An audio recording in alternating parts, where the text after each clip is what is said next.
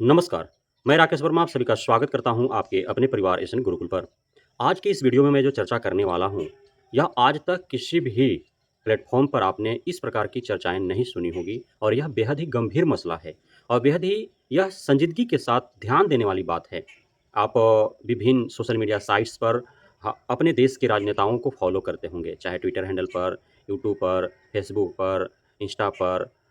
या अन्य जितने ही सोशल मीडिया प्लेटफ़ॉर्म हैं, आप जिस भी राजनेता को पसंद करते हैं या फिर जो भी आपके प्रधानमंत्री हैं, गृह मंत्री हैं, शिक्षा मंत्री हैं, आपके राज्य के मुख्यमंत्री हैं, यहाँ के जो भी शिक्षा मंत्री हैं या अन्य मंत्रीगण हैं या जिस नेता को आप चाहते हैं, जानते हैं, जिसको अत्यधिक आप पसंद करते हैं, तो आप उनको फ़ॉलो अवश्य करते होंगे। उनके द्वारा कही गई बातों को आप सुनते होंगे, उनके द्वारा लिखी गई पोस्ट को आप पढ़ते होंगे और जितने भी मैसेजेज़ आते हैं, उन सारे को आप पढ़ते होंगे, समझते होंगे और जो आपको अच्छा लगता होगा, उस पे आप प्रशंसा भी करते होंगे। यदि आपको किसी का मैसेज, किसी का वीडियो, किसी का पोस्ट यदि आपको आहत पहुँचाता होगा, तो उस पर भी आप नकारात्मक कमेंट अवश्य करते होंगे। साथियों, मैंने पिछले दिनों से अवलोकन कर रहा हूँ, चाहे वे हमारे भारत के माननीय प्रधानमंत्री मोदी जी हों, गृह मंत्री अमित शाह जी हों, अन्य केंद्रीय मंत्रीगण हों, हम अपने राज्य बिहार के मुख्यमंत्री नीतीश कुमार हों या फिर हमारे उप मुख्यमंत्री सम्राट चौधरी हों, विजय कुमार सिन्हा जी हों, हमारे शिक्षा मंत्री सुनील कुमार जी हों या अन्य मंत्रीगण हैं। सत्ता पक्ष के नेताओं के साथ-साथ मैं विपक्ष के नेताओं का भी उनके ट्विटर हैंडल पर लिखे गए पोस्ट को या फिर उनके द्वारा जारी किए गए वीडियोज़ को, फ़ोटोज़ को मैं अवलोकन करता हूँ और काफ़ी गंभीरता से मैं उस पर विचार करता हूँ कि आखिर क्यों और किस पर्पस में ये वक्तव्य दिया गया है। मैंने जो अवलोकन किया है ख़ास करके घटनाओं को लेकर के कि पूरे भारत में जो घटनाएँ घट रही हैं, आखिर नेताओं का किस प्रकार की घटनाओं को लेकर के अत्यधिक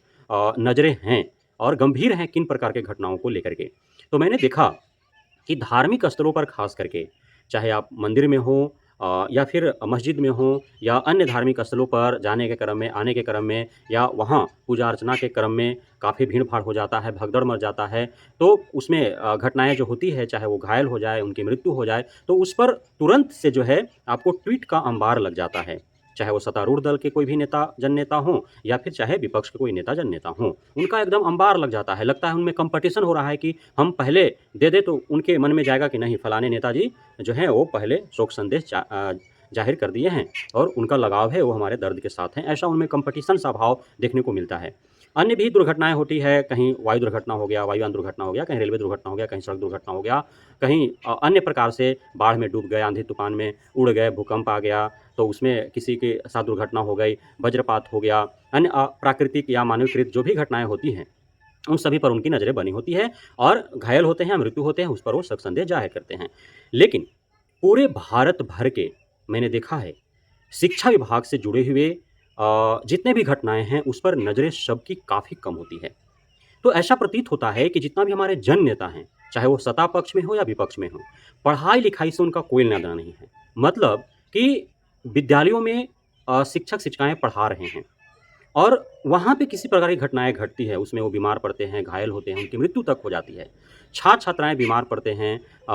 उनके साथ दुर्घटनाएँ होती है, वो घायल होते हैं या फिर उनकी मृत्यु तक हो जाती है और सारे उनके नज़र में होते हैं, सारे उनके जानकारी में होते हैं, चाहे उस राज्य का शिक्षा मंत्री हो या देश का शिक्षा मंत्री हो, मुख्यमंत्री हो, उप मुख्यमंत्री हो या फिर देश के प्रधानमंत्री हो, गृह मंत्री हो, अन्य मंत्रीगण हो, सांसद विधायक हो, सत्तारूढ़ केंद्र में हो या विपक्ष केंद्र में हो या फिर राज्य में सत्तारूढ़ में हो या फिर विपक्ष में हो। सभी को सभी चीज़ें पता होता है, लेकिन पता नहीं क्यों यदि शिक्षा विभाग से जुड़े हुए किसी भी अधिकारी, पदाधिकारी, शिक्षक, शिक्षिका पढ़ने वाले छात्र-छात्राएँ जो सरकारी विद्यालयों में होते हैं, उनके साथ किसी प्रकार की घटनाएँ घटती हैं, वे घायल होते हैं, उनका पैर-हाथ टूट जाता है, रीढ़ की हड्डी तक टूट जाता है, सर-पाँव सब फट जाते हैं, टूट-बिखर जाते हैं, यहाँ तक कि उनकी मृत्यु हो जाती है, बावजूद इसके उन पे नज़रें नहीं होती हैं। आज तक आप पूरा एक भी ट्वीट, चाहे वो भारत के प्रधानमंत्री मोदी जी हों या फिर बिहार के मुख्यमंत्री नीतीश कुमार हों, केंद्रीय स्तर के कोई भी मंत्रीगण हो या फिर राज्य स्तर के कोई भी मंत्री हो, उप मुख्यमंत्री सम्राट चौधरी हों या फिर विजय कुमार सिन्हा हो, शिक्षा मंत्री सुनील कुमार हो, अन्य जितने भी मंत्रीगण हैं या फिर विपक्ष में बैठे हुए जो भी हैं तेजस्वी हों या अन्य जो सहयोगी दल हैं, चिराग पासवान हो, जीतन मांझी जी हों या मुकेश सहनी जी हों या अन्य जो भी आप जिसको भी नाम जानते हैं केंद्र में, जिसको भी आप नाम जानते हैं, अखिलेश यादव हो, मायावती जी हो या फिर आपका राहुल गांधी जी हों, खड़गे जी हों या अन्य जो भी जितने भी आप नेताओं के नाम जानते हो, जिनको भी आप सोशल मीडिया पर फॉलो करते हैं, जिनके भी अनुकरण करते हैं, जिनको भी आप ट्वीट को पढ़ते हैं, उनके पोस्ट को पढ़ते हैं, उनके वीडियो को देखते हैं, कहीं भी आप खंगाल करके निकाल करके हमको दिखा दीजिए कि भारत भर में कहीं भी किसी शिक्षक-शिक्षिका की मृत्यु रोड एक्सीडेंट में हुआ हो या फिर विद्यालयों में हो गए हो किसी कारणवश या अन्य कारणों से कहीं भी हो गया हो, तो उन पर वो शोक संदेश जारी किए हों, उन्होंने संवेदना व्यक्त की हो, उन्होंने उनके परिवार के साथ हमदर्दी जताया हो, या फिर अलग से उनको मुआवजा हेतु कहीं से भी राज्य सरकारें या केंद्र सरकारें घोषणा की हो, तो आप हमें दिखाएं अवश्य। आज की घटना है, आज 12 अगस्त 2024। आज की घटना है, एक तरफ बिहार के जहानाबाद में एक मंदिर में काफ़ी संख्या में भीड़ होती है श्रद्धालुओं का, और वहाँ पे जो प्रसाद वितरण करने वाले होते हैं, हर जगह मंदिरों में आप देखते होंगे, हर जगह की यह कहानी है। वहाँ पे पुजारी और प्रसाद बेचने वालों का दबदबा होता है। वो बदतमीजी तक उतर जाते हैं श्रद्धालुओं के साथ। थोड़े-थोड़े से बातों के लिए वो लाठी डंडा निकाल लेते हैं, सब ग्रुप बना करके, और उस श्रद्धालु के ऊपर, भक्त के ऊपर, चाहे वो महिला हो, पुरुष हो, उनके साथ वो भिड़ जाते हैं, उनका लाठी डंडों से पीटना प्रारंभ कर देते हैं। इसी प्रकार की घटना जहानाबाद के एक मंदिर में हुआ। वहाँ हज़ारों की तादाद में श्रद्धालुगण थे, भीड़-भाड़ लगी थी, और किसी प्रसाद वितरण वाले के साथ, प्रसाद वितरण नहीं, प्रसाद बिक्री करने वाला, बेचने वाला प्रसाद, जो फूल माला वगैरह, धूप अगरबत्ती, मोमबत्ती जो भी बेचता है, उसके साथ किसी का तू-तू मैं-मैं हो गया, और उन लोग उसके साथ भिड़ गए, सभी एक मिल कर के प्रसाद वितरण बेचने वाले, और उसको मारपीट करने लगे, जिसे लेकर के वहाँ भगदड़ मच गया। उस भगदड़ में चूँकि भीड़ अत्यधिक थी, 7 से 8 लोगों की मृत्यु हो गई। चारों तरफ आप देखते होंगे, जितना भी बिहार के नेता है, सत्ता में बैठा हो या फिर विपक्ष में हो, सबके ट्विटर हैंडल पर आप देखें, सबने उसे लेकर के अपना शोक संदेश जारी किया है, संवेदनाएं व्यक्त की है, उनके परिवारजनों के साथ हमदर्दी जताया है। जो विपक्ष में है, उन्होंने मुआवजा की मांगे की है, और जो सत्ता में बैठे हुए, उन्होंने मुआवजा की घोषणा कर दी है। वहाँ सबकी नजरें थी। इसी आज 12 तारीख को, 12 अगस्त को पटना में, जहाँ पे सत्ता से लेकर के विपक्ष तक के सारे नेतागण वहीं उपस्थित हैं, सारे मीडिया बंधु वहाँ पे लगे पड़े हैं, जब आज बीपीएससी टीआरई 3.0 में सम्मिलित शिक्षक अभ्यर्थियों का वहाँ शांतिपूर्ण तरीके से धरना प्रदर्शन आंदोलन चल रहा था। वहाँ पे कोई भगदड़ की स्थिति नहीं थी, कहीं से भी कोई असामाजिकता होने की, कोई अराजकता फैलने की कोई वहाँ पे गुंजाइश ही नहीं थी, क्योंकि छात्र नेता दिलीप कुमार ने पहले ही घोषणा कर दिया था कि हमारे बीच का कोई भी असामाजिकता, अराजकता फैलाने की प्रयास करेगा, तो उसे स्वयं हम कॉलर पकड़ करके, खींच करके प्रशासन के हाथों में थमा देंगे। और इतने शांतिमय तरीके से जब अपनी मांगों को लेकर के जाया जाता है, बीपीएससी आयोग कार्यालय के समक्ष जाने का प्रयास करते हैं, वहां उन्हें पहुंचने नहीं दिया जाता है, और उससे पूर्व ही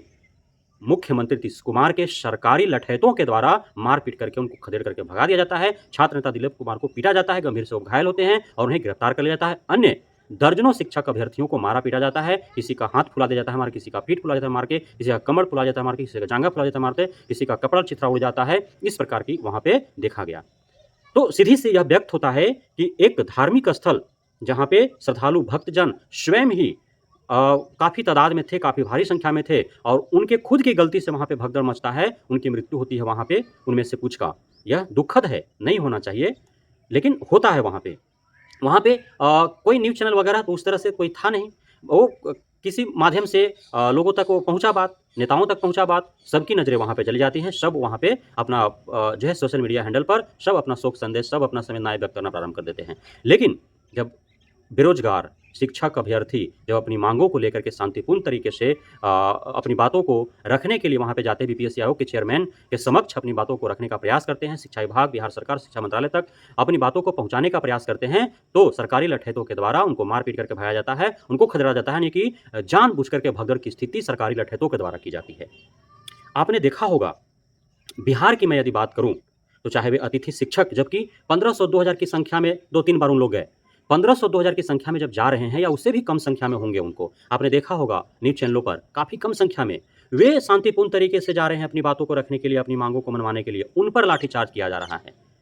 जो महिला आशा कार्यकर्मी जाते हैं, उन पर लाठीचार्ज किया जाता है, महिला आंगनबाड़ी सेविका, सहायिका जाते हैं, उन पर लाठीचार्ज किया जाता है, जब महिला रसोइया जाते हैं, उन पर लाठीचार्ज कर दिया जाता है। जब रेलवे की तैयारी करने वाले शिक्षक अभ्यर्थी धरना प्रदर्शन आंदोलन करते हैं, उन पे लाठीचार्ज कर दिया जाता है। यानी कि भारत में पढ़े लिखे लोगों का कोई सम्मान नहीं है। पढ़े लिखे लोगों के साथ इस प्रकार से सरकार दुर्व्यवहार कर रही है, ताकि उनको एहसास हो जाए कि पढ़ाई का कोई मतलब नहीं है, अनपढ़ रहो और मंदिरों में भक्त बन जाओ, आराम से भक्ति करो, कांवड़ उठा करके जाओ, कांवड़ उठाने वालों पर पुष्प वर्षा होगी, लेकिन कलम उठाने वालों को डंडा लाठी से पीटा जाएगा। यह भारत में एहसास दिलाया जा रहा है पढ़े लिखे अभ्यर्थियों को, पढ़े लिखे बेरोजगारों को, कि आप नौकरी क्यों मांग रहे हो, पढ़ लिख लिए, जाकर मंदिरों में भक्ति करो, मजदूरी करो, जाकर के जितना मजदूरी करो, साल भर में जाओ 5 जगह, वहाँ पे चढ़ावा चढ़ाओ, वहाँ मरोगे तो हम ऐलान कर देंगे, हम तुम्हारे लिए शोक भी संदेश भी जाहिर करेंगे, संवेदना ही व्यक्त कर देंगे, और तुम मरोगे तो तुम्हारे परिजनों को कुछ रुपए भी दे देंगे। लेकिन बेरोजगार होकर के हमारे पास आओगे रोजगार मांगने के लिए, हम हमारे पास आओगे अपनी मांगों को लेकर के, तो हम अपने लठैतों से तुमको पीट करके खदेड़ करके भगाएंगे। यह देखा जा रहा है। यूपी के ही उदाहरण ले ले। अब यूपी के रास्ते से कांवड़ यात्री जाते हैं तो उन पर हेलीकॉप्टर से पुष्प वर्षा की जाती है। वहीं दूसरी तरफ